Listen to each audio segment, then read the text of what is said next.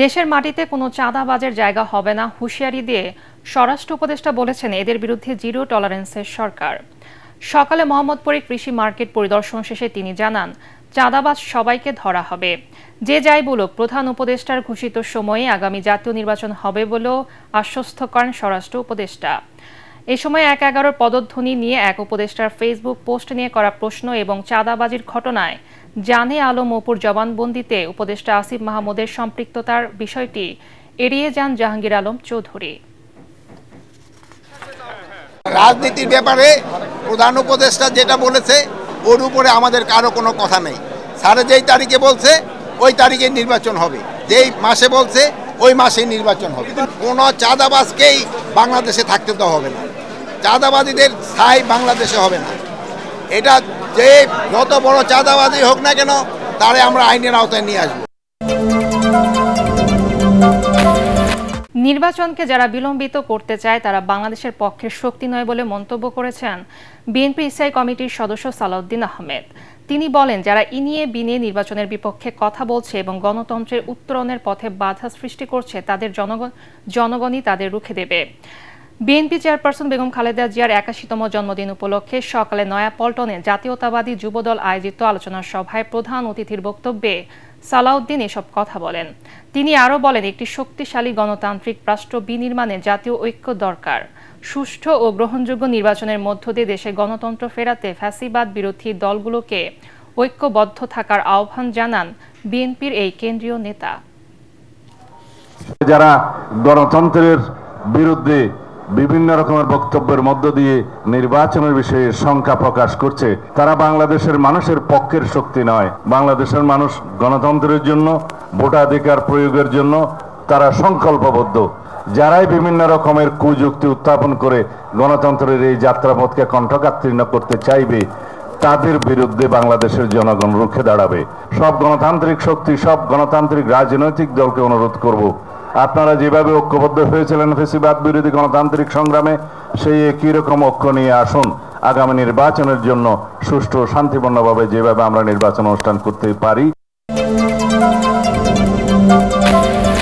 কোনো দল চায় বা না চায়, আগামী সংসদ নির্বাচন পিআর পদ্ধতিতে হবে এবং দেশের জনগণ এটি গ্রহণ করবে বলে দাবি করেছেন জামাতের সেক্রেটারি জেনারেল অধ্যাপক মিয়া গোলাম পরোয়ার।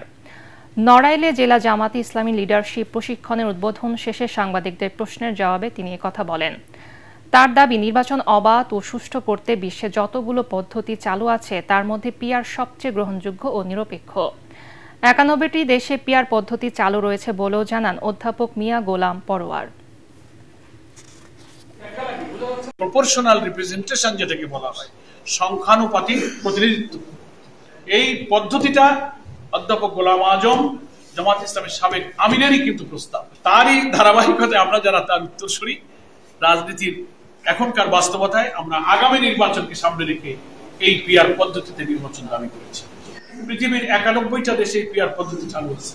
আমরা বলেছি বাংলাদেশের রাজনৈতিক এবং জনমানুষের আর্থসামাজিক অবস্থার উপযোগী করে যে পদ্ধতিটা এখানে অ্যাপ্লিকেবল সেটাই এখানে চালু করতে হবে। কিন্তু এর মূল ধারণা হচ্ছে যে নির্বাচনের প্রার্থী হবে দল, ব্যক্তি নয়। রাজশাহী নগরে একটি বাড়িতে সাঁড়াশি অভিযান চালিয়ে অস্ত্র ও বিস্ফোরক তৈরির সরঞ্জাম উদ্ধার করেছে সেনাবাহিনী। সকাল থেকে নগরীর কাদিরগঞ্জ এলাকার ডক্টর ইংলিশ নামের ওই প্রতিষ্ঠানটি ঘিরে রাখে সেনাবাহিনীর ৪০ ইস্ট বেঙ্গলের একটি দল।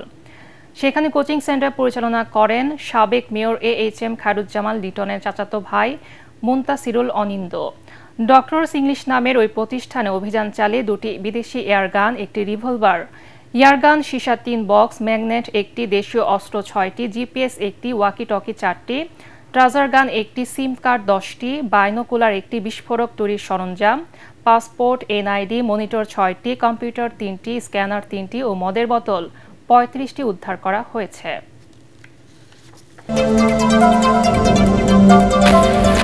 সিলেটে সাদা পাথর লুটের ঘটনায় ৫ জনকে গ্রেপ্তার করেছে কোম্পানিগঞ্জ থানা পুলিশ। রাতভর অভিযান চালিয়ে উপজেলার বিভিন্ন স্থান থেকে তাদের গ্রেফতার করা হয়। বিষয়টি নিশ্চিত করেছেন কোম্পানিগঞ্জ থানার ওসি উজায়ের আল মাহমুদ আদনান।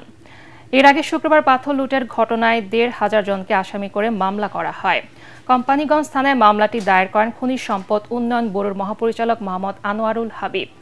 এদিকে গত 3 দিন অভিযান চালিয়ে লুট হওয়া প্রায় 1 লাখ ঘনফুট পাথর জব্দ করেছে প্রশাসন। পাথর উদ্ধারে অভিযান অব্যাহত রয়েছে।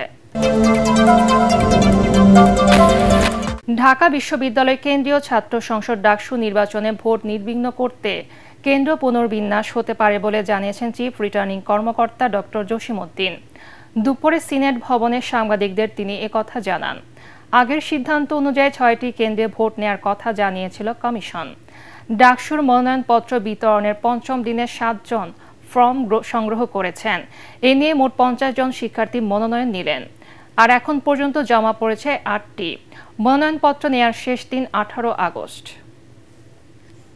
ছাত্রছাত্রীরা কোনোভাবে যাতে বলতে না পারে এখানে বেশি ওখানে কম, আমরা যাতে সমানভাবে কোনো ধরনের হ্যাজার্ড যাতে সৃষ্টি না হয়, আমরা সেটা নিরসন করেই ভোট কেন্দ্র বাড়িয়ে যাতে সুষ্ঠুভাবে ভোট দিতে পারে সে ব্যবস্থা আমরা করব।